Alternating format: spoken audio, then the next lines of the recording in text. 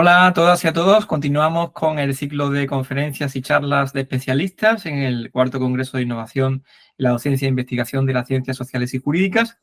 Y en este momento ahora tenemos la oportunidad y la suerte de compartir este espacio con el profesor Jorge Quevedo Flores, que es especialista, bueno, viene de México y es profesor del Departamento de Estudios Internacionales de la Universidad de Guadalajara.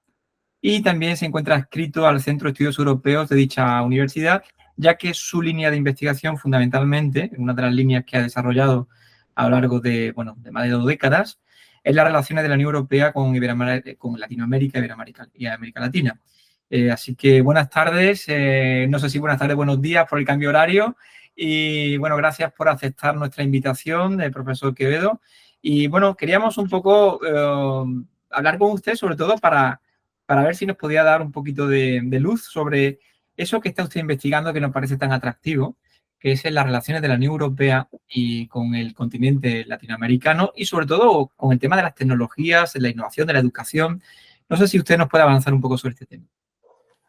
Sí, mucho gusto, Víctor. Muchas gracias a todos, gracias a todo el público. Y bueno, pues agradecido por esta invitación, poder compartirles un poco en este video, en esta charla, ojalá que en algún momento sea en directo, sobre las cuestiones que tienen que ver. La idea es de la consolidación de un espacio euro-latinoamericano de educación superior, ciencia, tecnología e innovación. Esto es una cuestión interesante, dado que se ha estado trabajando a partir de los últimos 14, 13 años, básicamente a la par del proceso del desarrollo de las reuniones o de las cumbres entre la Unión Europea y América Latina. Entonces, bueno, básicamente la idea es crear un espacio euroamericano de educación superior, ciencia y tecnología que se puede convertir como un instrumento necesario para poder desarrollar la Asociación Estratégica Birregional Euro-Latinoamericana. Esto es, a partir de la transferencia de conocimientos, habilidades, destrezas que genera la innovación y la tecnología, cuyo objetivo sea el desarrollo sostenible, la inclusión social, y se puedan convertir entre ambas regiones una salida a cuestiones financieras, económicas y de desarrollo y sobre todo también de la reactivación del comercio mundial. Eso de ahí es un poco la importancia de este tema, de esta idea de crear este espacio de educación, ciencia, tecnología e innovación euro-latinoamericano, crear esa gran idea a partir del desarrollo, insisto, de los acuerdos que se van de las reuniones de jefes de Estado y de Gobierno. Bien, me parece muy interesante esa iniciativa porque yo personalmente no la conocía y nos comenta que lleva ya hace años que se inició, ¿no? Que se lleva andando, y yo no sé si el punto en el que nos encontramos ahora en esta iniciativa es un espacio aún de soft law, de recomendaciones, si se han conseguido algunos avances, digo, desde el punto de vista tangible, es decir, si ya hay algún tipo de acuerdo, si hay algunas universidades que están aplicando algún proyecto piloto. No sé si estamos en el espacio de recomendaciones políticas y de proyectos o ya se está materializando en algo. Sí, Víctor, muy interesante la pregunta y te comento. Mira, un poco la historia, ¿no? Este punto de partida, te lo comento, inició básicamente 2010, 2009, en unas reuniones, en unos congresos que se generaron en la CEPAL, en la Comisión Económica de América Latina y el Caribe.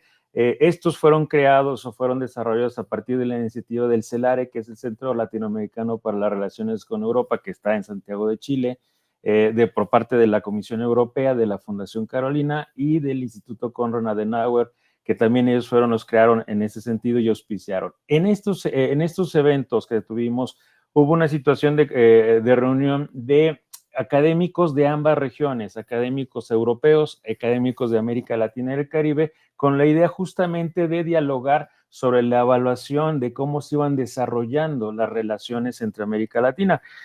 Un poco del contexto que te debo decir, pues las relaciones justamente entre ambas regiones parten desde 1999 formalizadas a partir de las cumbres de Río de Janeiro de 1999, en donde se propone la creación o el desarrollo de una asociación estratégica regional.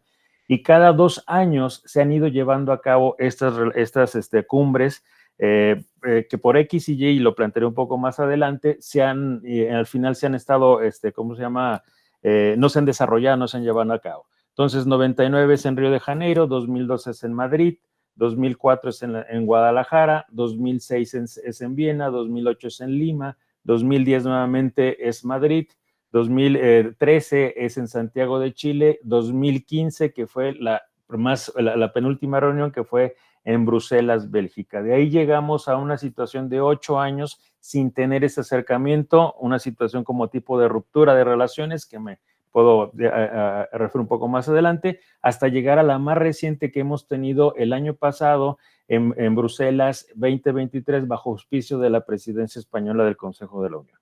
Entonces ya de ahí hemos podido generar. ¿Qué hemos hecho nosotros? A partir de esta iniciativa que te comento que se genera en CELARE, en la CEPAL, ahí se empieza a trabajar para ello y se propone crear una cuestión de reunión, de especie de cumbre, entre académicos de América Latina y de la Unión Europea.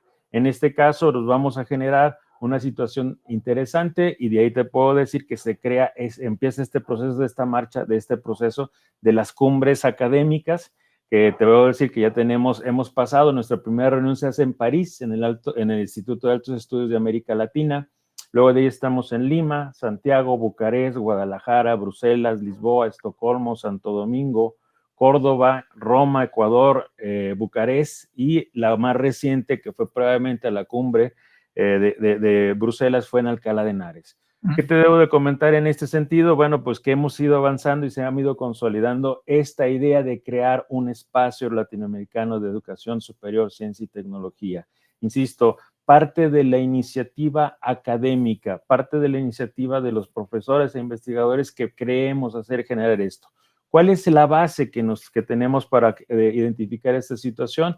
La base del espacio latinoamericano justamente recae en la idea que se tiene en la Unión Europea con el Espacio Europeo de Educación Superior y el Espacio Europeo de Investigación. Estos dos espacios convergen y han llegado y han generado la movilidad en Europa, han generado el desarrollo del mercado único, que son sumamente importantes. Y la idea que se reflexionó en esos momentos, en ese entonces, 2011, era ¿por qué no trasladarlo hacia América Latina? ¿Y por qué no generar ese gran espacio, en lugar de que sea europeo, que te parece el espacio euro-latinoamericano? Estoy hablando de 27 estados, 28 en aquel momento, y 33 de América Latina y el Caribe. Estamos hablando de 61 estados, que sería sumamente interesante el poder avanzar en ese proceso de consolidación de ese espacio. Por eso te lo digo, lo hemos avanzado. Se crea posteriormente una cuestión que se va a conocer a la siguiente reunión, el Foro Académico Permanente ALCUE, que esto se denomina FAP ALCUE, lo pueden googlear por ahí y tienen su página, el acceso con todos los datos que les estoy comentando, en los cuales justamente vamos poniendo todos los acuerdos que se van llegando y se van generando reunión con reunión. Y la idea es esto, nosotros nos reunimos en dos seminarios preparatorios, uno en Europa y el otro en América Latina, en una universidad de acogida, que es lo que nos tiene que dar, y después, previo a las cumbres, nosotros hacemos una reunión, que sería la cumbre académica, que son las cumbres paralelas de los jefes de Estado y de Gobierno. Los resolutivos que nosotros generamos en esas reuniones se les entregan a los jefes de Estado y de Gobierno para que puedan incluirlas en esta cuestión del desarrollo de la asociación entre la Unión Europea y América Latina. Me comentabas o me preguntabas hace un rato cuáles han sido los proyectos ya consolidados que tenemos. Pues te debo de decir que en la cumbre de Bruselas de 2015, a partir de ello se amplía el plan de acción que se estaba trabajando entre ambas regiones, una situación ahí, y se nos reconoce a la educación superior como uno de los actores claves para poder desarrollar este tipo de cuestiones. Este es un logro importante porque los jefes de Estado y de Gobierno nos reconocen y nos dicen, saludamos la inclusión del nuevo capítulo sobre educación superior en el Plan de Acción Unión Europea-CELAC y adoptamos la versión en ese sentido para que se incluya. ¿Qué es lo que se busca? Promover actividades conjuntas y proyectos de investigación en el sector de la educación superior, teniendo en cuenta las cuestiones de las presidencias académicas, las cumbres académicas, el ACUE, la presidencia del Consejo de Rectores y con una cuestión vinculada también estrechamente con el GIRI, ¿no? Con las cuestiones de investigación e innovación. Esto generaría una situación de diálogo birregional entre universidades e instituciones de educación superior en el marco de las cuestiones del Consejo de Rectores y de las cumbres. La idea, insisto, de generar esta, imagínate, gran movilidad de estudiantes latinoamericanos, caribeños en Europa, europeos hacia América Latina, consolidar proyectos de investigación conjuntos, con iniciativas también que incluyan a cuestiones propias de cada región, ¿no? Los problemas de cada región que tenemos, cambio climático, cuestiones que tienen que ver con el desarrollo de energías alternativas, cuestiones que tienen que ver con la salinidad, ¿no? Entonces te digo, sí hemos aterrizado poco a poco y cierro un poco en decirte, en la más reciente reunión que tuvimos, bueno, esta fue la de 2000,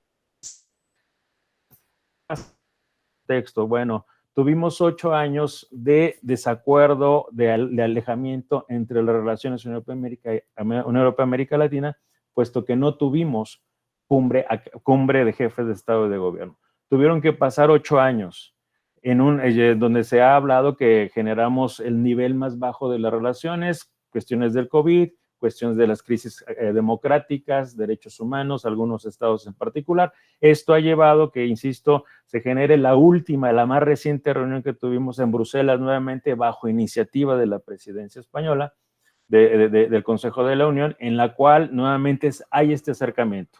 Esa sería la buena noticia de más reciente. La mala noticia sería que no se tocó el tema nuevamente de educación. Se les olvidó. Algo que ya lo teníamos tocado hace 8 años, pero ahorita con el hecho de habernos juntado, ya tuvimos avance, ¿no? Jorge, hay una cuestión que yo ignoro. Esta es una iniciativa latinoamericana, iberoamericana, es decir, que tiene como objetivo los dos continentes, pero yo no sé, pregunto, si a nivel de Centroamérica o a nivel de Iberoamérica o a nivel del continente americano, si existe alguna iniciativa parecida a lo que aquí podría ser lo que es el reconocimiento de títulos o el tema de Erasmus, en la movilidad que hay en Europa dentro de lo que es el espacio europeo de educación superior, que pretende la integración de la educación y la investigación en el continente europeo, en concreto en todos los estados de la Unión Europea. Yo no sé si hay alguna experiencia o tú conoces experiencias en el continente americano, porque quizá uno de los objetivos, veo yo, de los hándicaps es también el tema de la circulación de personas, ¿no? El proceso de integración, esto es una consecuencia de la eliminación de fronteras, ¿no? Claro. Entonces, yo no sé si las propuestas o iniciativas de procesos de integración que ha habido en América Latina en algún momento han avanzado un poco más en este sentido o algo parecido. Muy buena pregunta, Víctor. Es justamente la coyuntura que tenemos nosotros. A ver, bajo el modelo que se tiene en Europa del Espacio Europeo de Educación Superior, esta movilidad que se tiene de estudiantes, profesores, administrativos, Erasmus+, o sea, toda la expertise que ya tiene la Unión Europea, nosotros tratamos de identificarlo. Hasta este momento te puedo decir que no tenemos un programa que integre a todos los 33 estados de la Unión Europea, de América Latina y el Caribe. ¿Qué es lo que sucede? Estamos fragmentados. En el caso de América del Sur, el grupo de Coimbra, hay una serie de acuerdos que se tienen, pero que no abarca a todos. Entonces, esta es nuestra materia pendiente, tenemos que avanzar nosotros en la región, pero te digo, esto también es un reflejo del mismo proceso de integración que tenemos.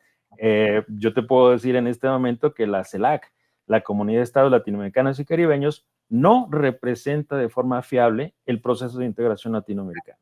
¿Por qué? Porque no se ha podido institucionalizar. La CELAC se surge en el 2010, 2011 su acuerdo fundatorio y estamos hablando que ha tenido vaivenes, sobre todo de carácter político ideológico. Y te pongo un ejemplo muy sencillo.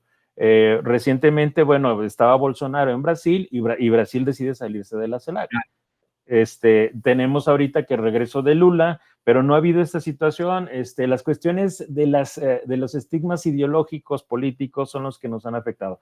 Esa es en la parte política. En la parte académica, que bueno, no es que debemos de estar muy ajenos, la situación es ponernos de acuerdo y estamos en ello. Las universidades trabajamos, los académicos, en tratar en esa movilidad, pero pues al final de cuentas son los gobiernos los que toman las decisiones para hacer el reconocimiento de títulos. Y nosotros lo que podemos es sugerir. Y esto lo hemos llevado, insisto, lo tenemos ya en la parte latinoamericana y caribeña. Y con la idea y con el apoyo de la Unión Europea, la idea es poder avanzar y generar, insisto, nosotros generar este modelo de las cuestiones del espacio académico latinoamericano caribeño. Tenemos algunos ejemplos interesantes que sí hay, es el caso de la SEGIP, de la Secretaría General Iberoamericana, en la cual los países iberoamericanos, España, Portugal, Andorra por ahí, y los países continentales de América Latina, a excepción de Cuba y Dominicana, ¿no? Entonces ahí tendríamos sí ha habido una situación importante, hay una situación de becas, entonces ahí tenemos un germen que nos puede ampliar, la idea es ampliarlo a los veintitantos países restantes de la Unión Europea y al resto de países de Latinoamérica, ¿no? Entonces sí hay ¿cómo se llama? Proyectos, hay avances, pero van poco a poco. Te digo, y lo que no nos ayuda, básicamente, son estos desacuerdos de Ya. los jefes de Estado y de Gobierno. Ya, claro, eso es lo que entendía. Sí, yo también estaba pensando un poco en Mercosur, que a pesar de que hay una serie en el sur, concretamente, una construcción de integración, pero parece que, y se ha llegado también a eliminar fronteras en la circulación de personas, pues el tema académico como que en Mercosur concretamente, según tengo noticias, no ha llegado a cristalizar. Pero, por ejemplo, yo te pregunto, estas iniciativas lo que nos escuchan, no todo el mundo son profesores o de Derecho Internacional ni conocen las estructuras de Derecho Internacional o organizativas que hay en América Latina. Y la que más conocen es la OEA, la Organización de Estados Americanos, prácticamente, ¿no? Que es la más emblemática. Lo que sí me pregunto, en el marco de la OEA, porque claro, cuando tú me has hablado de todos los estados latinoamericanos y el Caribe, una de las dificultades es encontrar una organización que englobe a todos y que, Correcto. claro, que eso lo dificulta porque procesos de integración hay en América Latina, pero en distintos sectores. No sé si en la OEA, que tampoco engloba a todos, porque yo no sé si la OEA, que sí tiene un cierto liderazgo internacional o mayor liderazgo internacional que hoy reconocimiento, si había encontrado respaldo o cuál es la posición, si es que tiene posición, te lo pregunto de mi ignorancia, ¿eh? Sí, Si, claro. Mira, pues, yo tengo, lo que pasa que ahí la diferenciación entre la OEA y la CELAC básicamente sería que la OEA incluirá los 35 estados del continente americano, esto es Canadá y Estados Unidos. Y ya, bueno, ojalá que quisiéramos tener esa movilidad con Estados Unidos y Canadá, en donde tenemos un choque principalmente de características de estructuras de la educación privada versus educación pública. interesante. Entonces, ahí hay un enfrentamiento, ojalá, sería interesantísimo, ¿no? Pero bien, esa sería la parte de ellos. En la otra que es desde el Río Bravo hasta Tierra de Fuego, o sea, lo que sea América Latina, incluyendo ya Caribe, estoy comentando, estamos ahora sí que la región, ese ente que se debería de encargar para poder representarnos a todos, que es la CELAC, no ha podido consolidarse, no se ha podido instrumentalizar, tener una Secretaría General de la CELAC. Lo que tenemos ahorita son secretarías pro tempore, cada estado, donde los estados es un tipo de como hasta de juego, México lo tuvo 2 veces seguidas porque nadie lo asumía, algunos se salen, algunos entran, o sea, vamos, no hay una situación, y te lo pongo en el ejemplo claro, en esta recién situación de crisis que México tiene con Ecuador por las situaciones diplomáticas, pues la CELAC no va a tener ningún peso jurídico, ¿no? Va a ser una buena situación ahí, pero todo. Se tuvo que recurrir a cuestiones internacionales como la Corte Internacional de Justicia, algunos mecanismos que fueran ahí. Entonces, primera cuestión es consolidar un proceso de integración propio de la región. Sobre ese escenario ya establecido, nosotros como profesores, como sociedad civil organizada, generamos, e insisto, nos seguimos reuniendo, nosotros seguimos siendo la parte reflexiva en esto y se lo tratamos de dar a los jefes de Estado y de Gobierno, que a final de cuentas son los que toman las decisiones en esas reuniones o en otras. Pero te digo, no tenemos ese mismo proceso similar al de la Unión Europea, donde hay 2 consejos europeos cada semestre o el extraordinario que tiene que haber. Entonces aquí pues estamos un poquito más complicados en ese sentido. Entonces sería avanzar. Y lo otro te digo, las estructuras subregionales, que sería justamente Mercosur, los centroamericanos como la comunidad andina por otro lado y el Caribe por el otro. México está un poco ahí fuera y Chile también. Entonces, ahí está un poco la estructura subregional que tenemos. Han avanzado algunos procesos, pero algunos otros se han estancado y están a desaparecer. El caso de la comunidad andina, ¿no? Justamente por estas cuestiones político-ideológicas que se dan. Y bueno, y hablando, por ejemplo, concretamente de México, que es de dónde vienes y de dónde estás, y de tu universidad, Bueno, México es el país con mayor producción de literatura y de académica y no académica en español. Es decir, que es una... Y las universidades las mexicanas son realmente de un gran reconocimiento internacional. Es decir, tienen un peso muy interesante, muy importante. Entonces, queríamos tener a un representante de México precisamente porque México tiene mucho que decir en este tema. Y ahora, tu universidad, o por saber un poco las universidades mexicanas, las públicas, no sé si entiendo que la Universidad de la Guadalajara es una universidad Sí, pública, ¿no? sí. Normalmente las relaciones internacionales que plantean las universidades mexicanas, ¿hacia dónde se dirigen? Es decir, ¿con quién están reforzando más allá de estas iniciativas? Es decir, si miran más hacia el norte de Estados Unidos, si miran más hacia, por ejemplo, China está muy presente ahora en muchas universidades y en proyectos de investigación de América Latina y de África, se ve, está muy presente. Yo no sé, más o menos, según tu opinión, también como experto internacionalista, ¿cuál es la radiografía de hacia dónde se dirige la investigación y las relaciones? Sí, cómo no. Mira, el caso nosotros, bueno, la Universidad de Guadalajara es universidad pública, bicentenaria ya, ya tenemos ahí. Somos la segunda universidad más grande de México después de la UNAM. Estoy hablando de 320,000, 330,000 alumnos, Qué de barbaridad. aproximadamente 25,000 profesores, otro tanto de administrativos. Entonces, sí es una cuestión grande, ¿no? Está en el occidente de México, en la parte occidental. Y bueno, lo que se tiene aquí es una situación de estructura, que eso es algo interesante, que el caso que no lo tiene la UNAM, que nosotros está presente en todo el estado o la región de Jalisco, que tiene repartidas en campus temáticos, campus geográficos, que le da una situación de tener que tenga toda la población en el estado de Jalisco y la educación superior, ¿no? En ese sentido. ¿Qué ha habido con las cuestiones de movilidad? Bueno, si justamente la idea es esta situación que se retome, hay muy buenos acuerdos que se tienen con universidades europeas, con universidades latinoamericanas, con universidades también en el Asia Pacífico, pero el gran grueso siempre, en la mayoría, ha sido que vienen procedentes de Europa, principalmente, y te lo puedo decir por experiencia propia. Yo imparto una materia de cooperación internacional, Unión Europea, América Latina, y bueno, mis alumnos normalmente en posgrados eran, te estoy hablando de españoles, franceses, alemanes, por ahí algún italiano, algún checo, por ahí en el parte de América Latina, argentinos, colombianos, brasileños, ¿no? Entonces ahí estamos hablando que esa es la situación que se tiene, ¿no?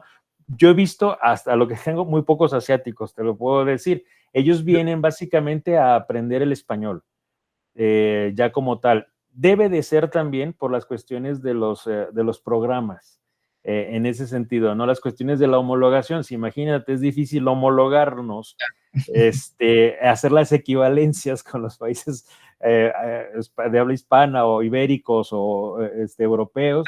Imagínate en el caso de Asia Pacífico un poco más complicado. No le digo que no lo hay, sí lo hay, pero a mí no me ha tocado en mi experiencia que he tenido. Entonces, esa es la vertiente que se tiene. La pandemia hizo un bajón importante, no nomás en el Universidad de Guadalajara, para todos. Está en ese proceso de reactivación, nuevamente se está reactivando y se reciben, antes de la pandemia, alrededor de 3,000 y tantos, 3,000 y tantos por semestre, ¿no? Entonces, la idea es volver a retomar esas cifras y aumentarlas.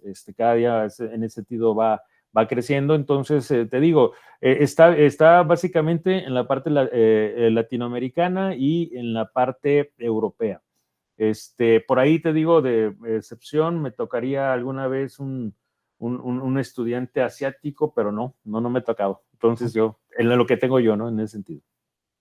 Ha hablado del reconocimiento, bueno, es un tema también que en España también afecta el reconocimiento de títulos, ¿no? Y de homologación de títulos. Normalmente, bueno, ¿cuál es el proceso? Allí también en México entiendo que habrá el mismo problema que en España. Es decir, nosotros tenemos el problema de la homologación, salvo para los títulos que han sido realizados con una serie de condiciones dentro del espacio de educación superior. Es decir, los anteriores o fuera de ello, pues ya no se hace falta un proceso de reconocimiento por parte del Estado, e incluso en algunos casos, por ejemplo, hablamos de medicina incluso, pues, o incluso de derecho, hace falta realizar una serie de materias, una serie de créditos de examinarse para poder reconocer el título. Entonces, un alumno, por ejemplo, un titulado español o un titulado francés que quiera ejercer en México, tendría necesariamente que realizar una homologación de título. ¿Y cuánto suele tardar o cuánto, por si hay alguien que nos está escuchando, cuál es el procedimiento de forma genérica para la homologación de título en México? Sí, fíjate, interesante también la cuestión es, aquí en el caso de la Universidad de Guadalajara, en el caso de Jalisco va a depender de ciertas materias, ¿no? Ciertas especialidades, el caso de la medicina que tú lo estás señalando, en el cual, bueno, hay una situación de una equivalencia a nivel nacional, a nivel de país. O sea, es una situación que es difícil. En el caso de otras, ¿cómo se llama? Licenciaturas o otros tipos de títulos, el Estado te puede dar, la región Jalisco te puede dar una equivalencia, un reconocimiento. Entonces tú tendrías ahí lo que se conoce como una cédula de profesional estatal y también puedes ya con ello hacer la cédula nacional. Entonces, Claro, pero claro, en principio es muy interesante, como son estados descentralizados, claro, a nivel estatal puedes tener un reconocimiento y después precisas en todo caso un escalón más para el nivel federal. exacto. O sea, Interesante. tenemos la Secretaría de Educación Jalisco y la Secretaría de Educación Pública, o sea, es la nacional y la estatal. Entonces, en determinadas, ¿cómo se llama? Licenciaturas, profesiones, te las puede dar el estatal y con eso puedes ejercer. Pero hay otras que por su característica no se van a, no, las tendría que dar una situación a nivel nacional. Y te lo hablo en el sentido de las cuestiones médicas. Te voy a poner el ejemplo. Últimamente han venido muchos médicos cubanos, el actual gobierno que tiene, y bueno, como es una convocatoria federal, pues ellos hacen los trámites y se generan y están atendiendo médicos cubanos aquí. Entonces creo que sí debe de ser, basta de la voluntad política de los gobiernos. Y en el otro escenario que yo te puedo decir a la inversa es que, por ejemplo, en este momento aquí a nosotros se nos promueve o hay cuestiones interesantes donde se están requiriendo sanitarios, se están requiriendo enfermeros en Alemania. O sea, mexicanos, o sea, únicamente que tengas el inglés avanzado, el título, y con ellos se te hace el proceso. Entonces, si hay voluntad gubernamental, creo que esto se puede dar muy rápido. Y la idea es ello, o sea, ¿dónde permear? Básicamente en los jefes de Estado y de gobierno. En los entes que se puedan hacer, te digo, si esto se hace una movilidad mucho más, se puede hacer mucho más rápido el reconocimiento, la movilidad y lo demás. Te lo digo porque yo tengo alumnos en la licenciatura que todavía están estudiando y hacen el intercambio y ellos van a la Universidad de Jaén, a la Universidad de Madrid, de Complutense, etcétera, hacen su semestre y regresan y se le hacemos las equivalencias respectivas. ¿Por qué? Porque se tienen convenios a nivel local, a nivel Universidad de Guadalajara con la Universidad de Jaén, la Universidad de Madrid, etcétera, etcétera, ¿no? Pero esto se tiene que dar a nivel nacional y esa es la idea un poco de las cuestiones del espacio latinoamericano, insisto, de generar esta homologación nacional de lo local a lo nacional y a lo latinoamericano y luego el latinoamericano europeo, ¿no? Pero Jorge, por lo que me estás comentando, también podría ser un obstáculo en este proceso que me estás comentando, esa descentralización competencial a nivel estatal y federal. Pregunto porque, bueno, en España, para los que no sean españoles, hay una autonomía universitaria, pero hay una serie de cuestiones que, a pesar de ser un Estado descentralizado, que el tema de la educación superior depende 100% del Estado, es decir, a nivel estatal, federal, podríamos decir, ¿no? Mientras que, bueno, otras cuestiones de educación básica, educación no superior, sí son de la comunidad autónoma, que sería la región. Entonces, aquí está como muy centralizado. Entonces, las decisiones son estatales de un único ministerio. Yo no sé si esa descentralización, como tú me estás comentando, puede en la práctica pues ser o no un obstáculo en este proceso de integración, ¿no? Sí, sí, justamente porque algunos países a lo mejor no, y ese es el gran problema que te comento en la región. Nosotros en México no hemos logrado, por ejemplo, que entre estados, entre regiones, hagamos esa homologación. Ya ahorita ya ha avanzado. O No sea, sabía. Qué curioso. entonces, a ver, es muy difícil porque, bueno, ahorita ya se está dando más, pero el poder tener esa situación de reconocimiento entre universidades fulana para hacer ese Erasmus, por Claro. ejemplo, en México. Entonces, yo quisiera tener, o sea, estudiantes un semestre de Chihuahua, otro semestre de Nuevo León, otro semestre de Yucatán, y que puedan tener, y ese sería el germen para nosotros, bajo la experticia que tiene la Unión Europea de su Erasmus, y con eso pueden iniciar. Imagínate, iniciamos en México, lo que te digo, luego lo pasamos a América Latina, tener un semestre un estudiante chileno, un semestre otros, y continuamos y nos vamos y ya tendríamos esto, que eso es lo que ustedes ya llevan más de 30 y pico de años trabajando con Erasmus, y que ha sido todo un éxito, ¿no? O sea, entonces, nosotros qué tendríamos que hacer, empezar por eso, reconocernos, identificar.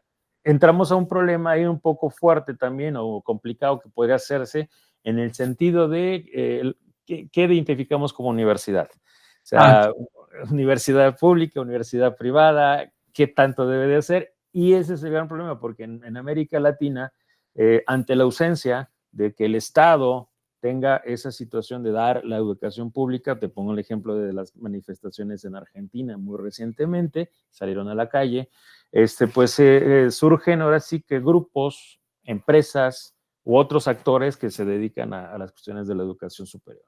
Como negocio. Entonces, como negocio. Entonces ahí tendríamos que identificar cuáles son estas, cuáles son otros.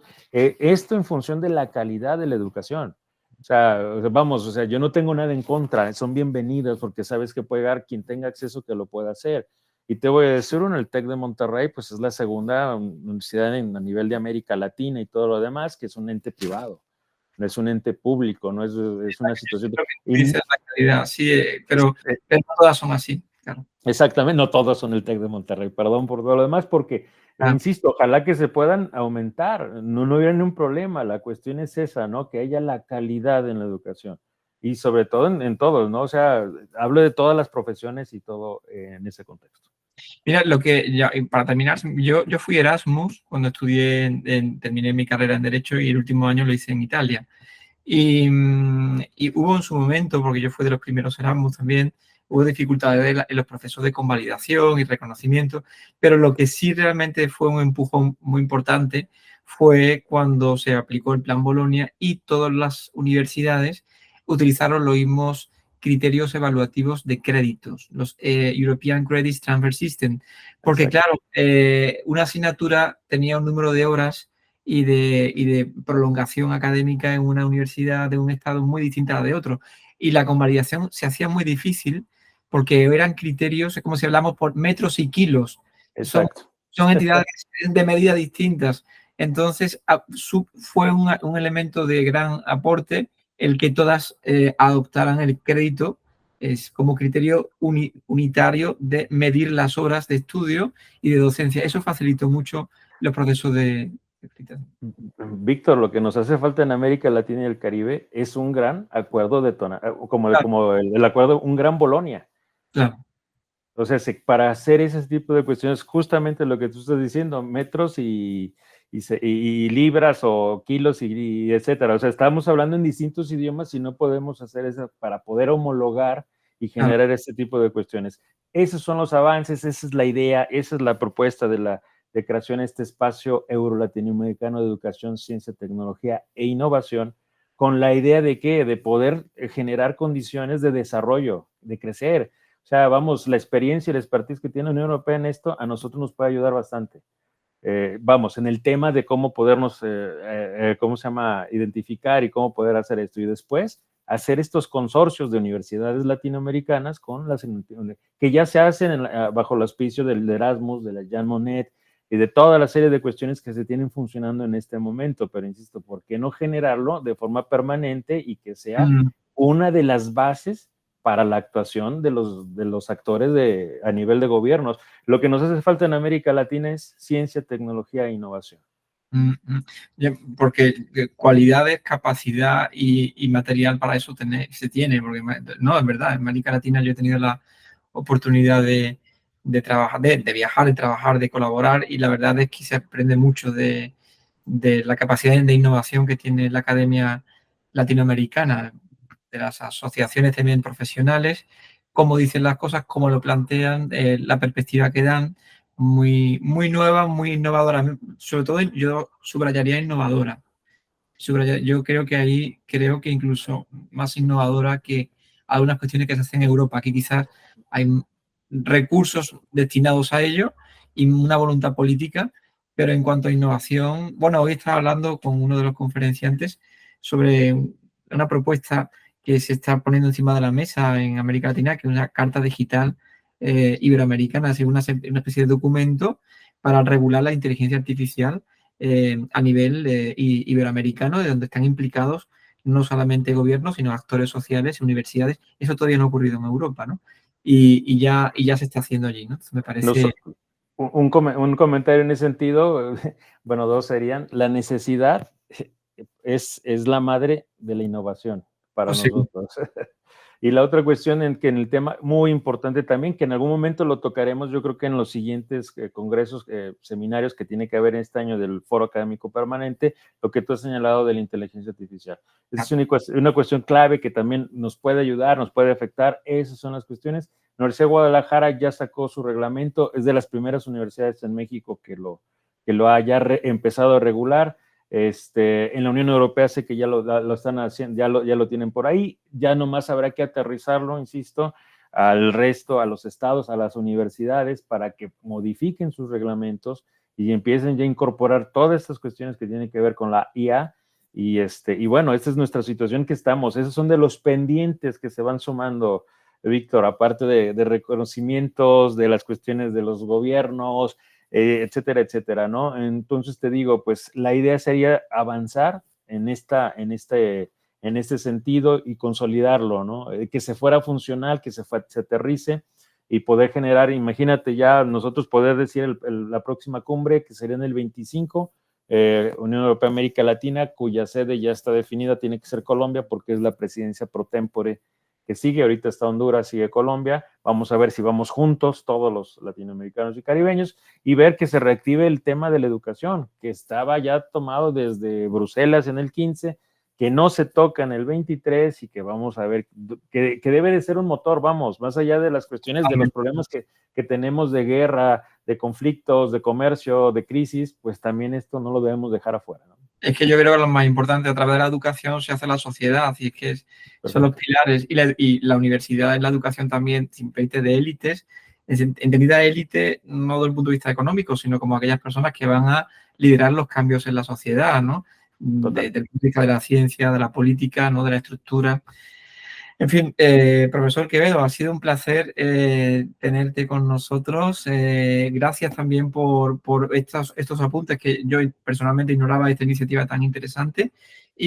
Bueno, esto último que has comentado sobre el reglamento de la Universidad de Guadalajara en tema de inteligencia artificial, me parece muy interesante porque son muy pocas las universidades que están tomando este tipo de medidas y realmente los riesgos y desafíos empiezan por el sesgo que pueden aplicar las universidades en lo que es la matriculación o la selección del alumnado, con lo cual es muy interesante la autorregulación que está haciendo, por lo que me has comentado, tu universidad.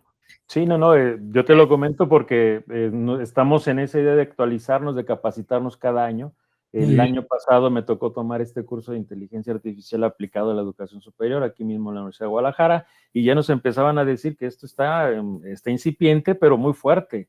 Y te digo, y ya ahí empieza la regulación por parte de la universidad, cosa que se me parece muy importante. Y el problema ahora es cómo los profesores lo vamos a aplicar en el salón de clases. No es sencillo, nosotros tenemos que adaptarlo. Hay un cambio generacional, hay un cambio de muchas cuestiones, pero ahora es esto, ¿no? Entonces, creo que nos podremos adaptar, digo, nos adaptamos a una cuestión que nos derivó, por ejemplo, el COVID, que viene siendo justamente esto que estamos haciendo ahorita, que es las cuestiones híbridas, la presencialidad, la virtualidad, que llegaron para quedarse, Víctor. O sea, ya es un instrumento el cual se puede utilizar. Alguna situación que yo me surja o que tengo algún problema, la clase a los alumnos se los puedo dar a través de vía internet. Entonces, esa es una situación que, insisto, las necesidades nos van generando ello. Ahora esto, pues ya se creó, ya lo tenemos aquí, ahora hay que aterrizarlo y trabajar. Ahora sí que trabajar en beneficio, Víctor, de la gente, ¿no? Muy bien, pues profesor Quevedo, muchas gracias por tu tiempo, por estar con nosotros y bueno, te emplazamos a que sigas con nuestro congreso para ver a los próximos ponentes. Y nada, un saludo a México y a todos aquellos y aquellas estudiantes y doctorandos mexicanos que nos están siguiendo desde la plataforma. Muchas gracias y seguimos en contacto.